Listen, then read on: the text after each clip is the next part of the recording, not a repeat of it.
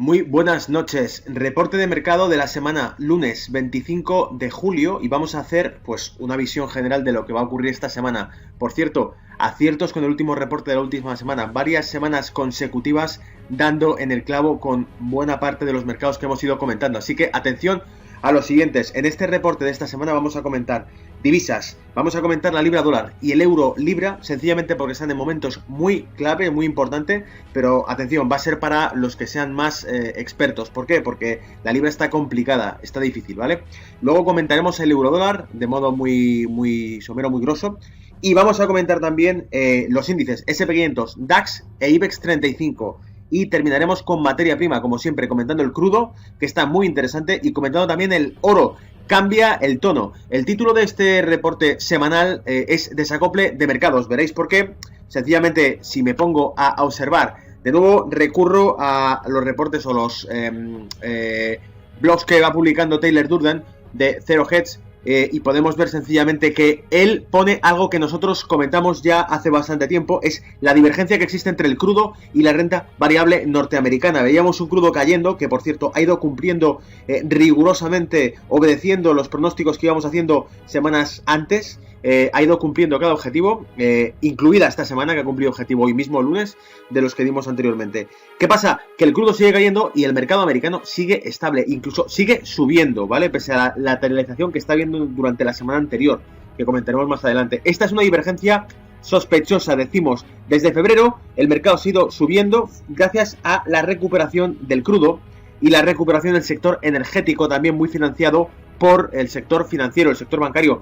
Por cierto, miraros la cotización de Bank of America, de Citigroup o de JP Morgan. Veréis que JP Morgan o Citigroup, bancos fundamentales de los más antiguos, los pilares del sector financiero mundial, no han recuperado, no han llegado más allá del gap que dejó tras el Brexit. Por lo tanto, el mercado sigue subiendo, pero como decíamos en el artículo anterior, por medidas artificiales. Y es que os recuerdo que en el artículo anterior comentábamos que estábamos en máximos desde 2013 en compra de activos por parte de 4 principales bancos centrales de Suiza, de Japón, de Europa, de Inglaterra, y a diferencia de la Reserva Federal, que está reduciendo menos ese tapering que estaba haciendo para retirar liquidez del mercado, e incluso pues pone la subida de tipos, ¿vale? Cambiamos. Algo que comentaba ZeroHedge.com era sencillamente este gráfico que me ha parecido muy interesante. Relaciona los high yield, los bonos high yield, las opciones de bonos high yield, que son los de pues los que son más volátiles, nos lo relaciona con el SP500. ¿Por qué? Nos muestra una divergencia, pese a que este gráfico ya es antiguo. Si os fijáis, nos muestra la divergencia que se produjo ya aquí en 2007, antes de que se produjese el crack. Empezó a diverger. El mercado de renta variable SP500 subía, mientras que los high yield caían. Nos estamos encontrando con un panorama muy parecido. Los high yield caían y veíamos como el SP500 supera los máximos. ¿Lo veis? Luego, lo que nos advierte desde HeroTech.com es cuidado, porque el patrón es muy similar al que ocurrió en 2008. No nos confiemos con estas divergencias de mercado, ¿vale? Tanto como la de los petróleo, el crudo y la renta variable, que sigue subiendo pese a que el crudo ya no la acompaña, como esta, SP500 y los high yield en negativo, ¿vale? Bien, pasamos ya a la agenda de la semana. Vamos a ver un dato, el primer dato de la semana, que era el alemán. Ha levantado el mercado alemán, ha dado cierto impulso al DAX, que por cierto estaba lateralizado durante la semana pasada, igual que lo estaba el SP. No había prácticamente movimiento, ha sido aburridísima la semana, pero este dato positivo ha dado un impulso, un empujón esta mañana al DAX, que nos ha acercado a los objetivos que comentábamos desde la semana pasada y que todavía mantenemos y comentaremos en unos minutos, ¿vale? Tenemos también las viviendas, nuevas viviendas en Estados Unidos, dato que considero también curioso porque es fuerte, es un dato que nos muestra el sector inmobiliario y la recuperación que pueda haber. Y sobre todo los importantes, el miércoles el PIB anual y trimestral de Reino Unido. ¿Por qué digo que son los importantes? Porque el miércoles tenemos esto y la decisión de tipos de la Reserva Federal.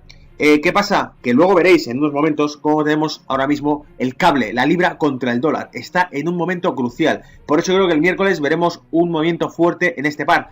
Igual me equivoco, pero tengo muchas corazonadas puestas en ese gráfico y veremos la semana siguiente si se cumple o no, la semana que viene. Y por último, IPC de la zona euro, que ya sabéis que afecta, el viernes saldrá, afecta desde luego a las decisiones de tipos en Europa, y el PIB trimestral norteamericano, que también podría afectar. Tendría más sentido que nos hubiesen dado el PIB trimestral durante la semana y a final de semana nos diese la decisión de tipos, porque nos permitiría dar una pista sobre cuál va a ser la medida de tipos. Un dato de PIB muy positivo para Estados Unidos podría hacer que la subida de tipos se viese más probable, pero como no es así, el mercado nunca lo pone fácil, tendremos primero la decisión de tipos y luego el viernes el dato de PIB trimestral norteamericano. Bien, paso ya directamente a las estrategias de la semana. El cable, como os decía, fijaros, un patrón invertido muy potente.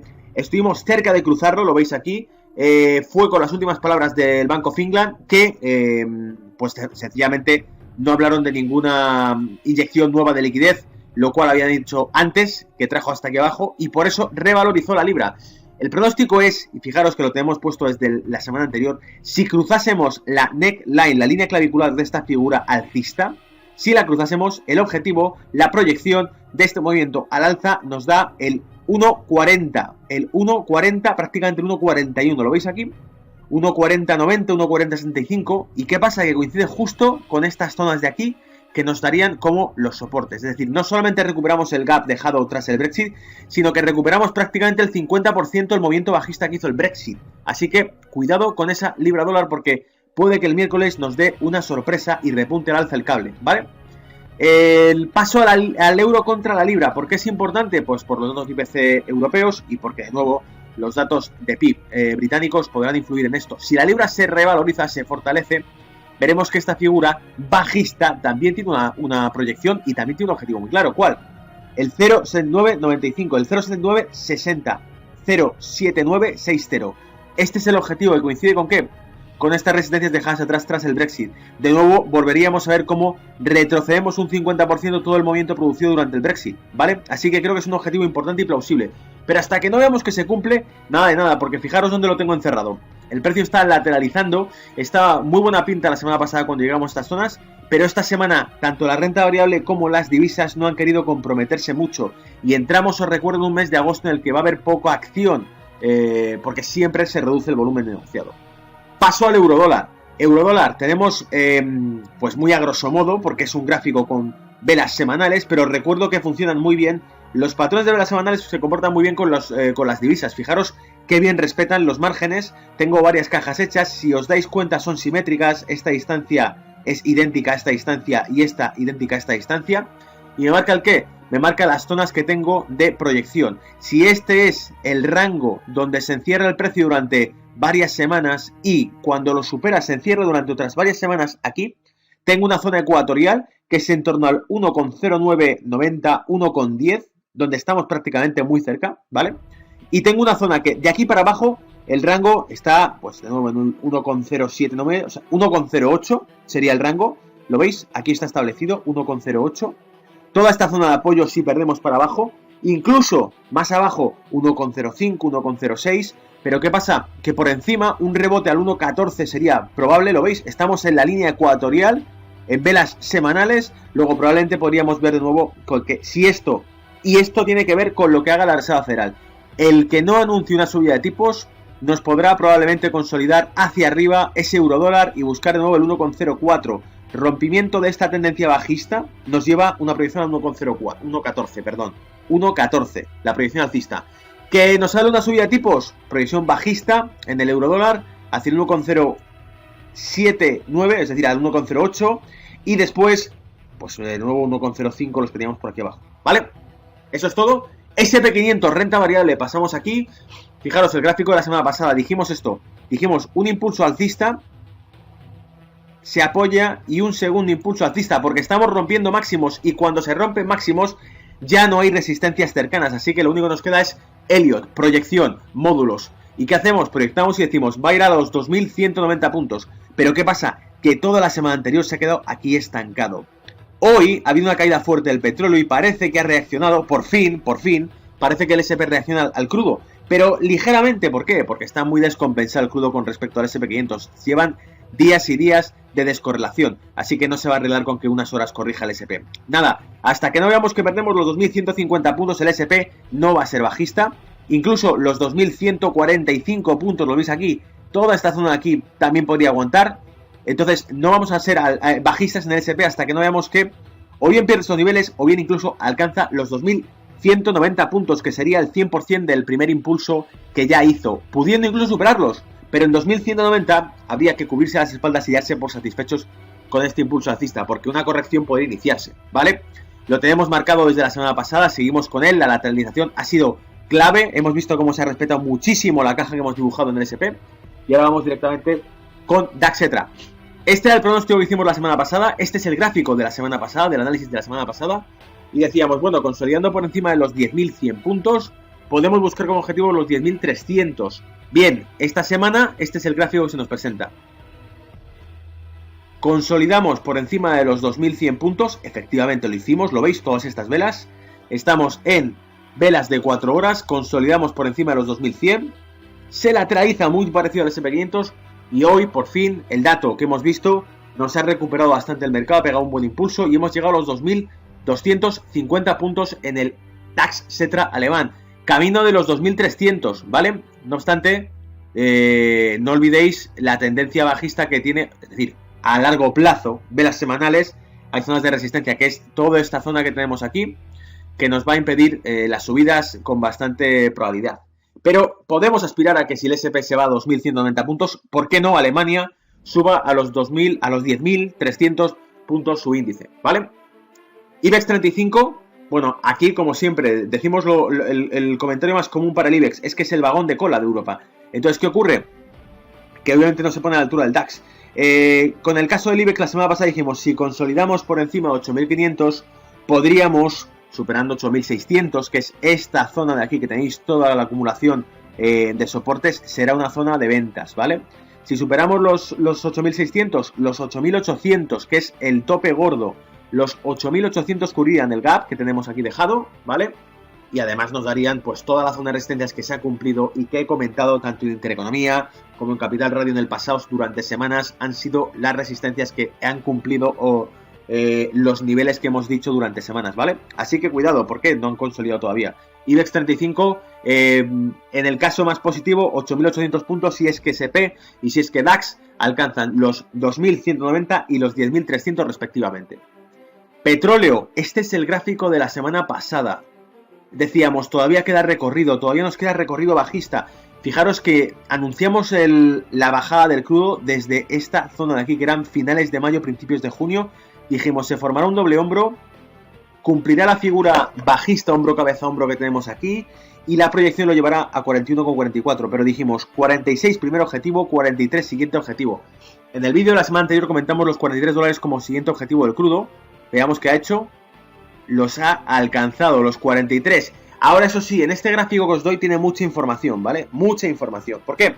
Porque es una proyección del primer impulso que hicimos en el crudo, de aquí hasta aquí.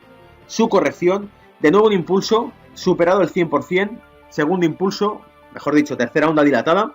Y en este caso lo que buscamos es un apoyo en torno al 61 o el 50. Coincidían con el 41,50 en el crudo, 41,50. ¿Por qué? La bajada es muy dura de esos 43. Si la veis, la bajada es muy muy dura.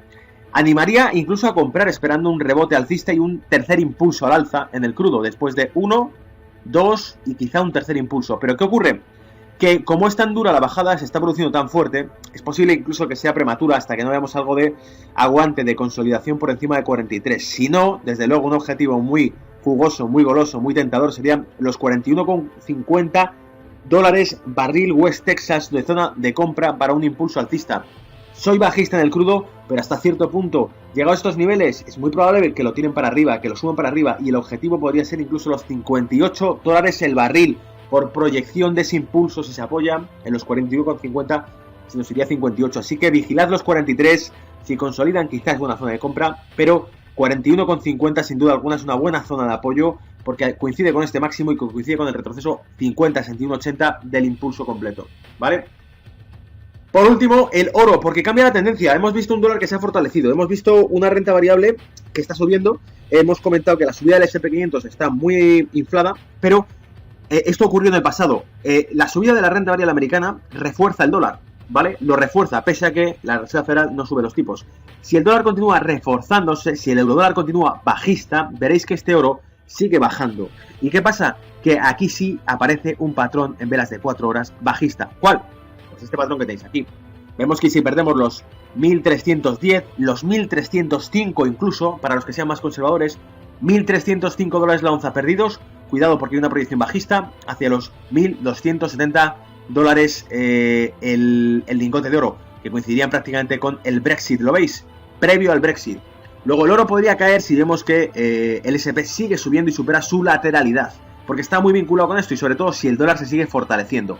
Vigilad el oro, esta figura puede dar muy buen recorrido y creo que por primera vez, desde hace semanas, por primera vez somos bajistas en oro durante los próximos días. Cuidado, no a largo plazo. A largo plazo pensamos que esto es una burbuja que van a reventar en cualquier momento, pero lo que vamos a hacer es obedecer al mercado. El que manda es el mercado y el mercado está dictando un dólar fuerte, con lo cual un oro bajista, ¿vale? Bueno, eso es todo. Espero que se dé bien la semana. Dejad vuestros comentarios y un saludo a todos. Chao.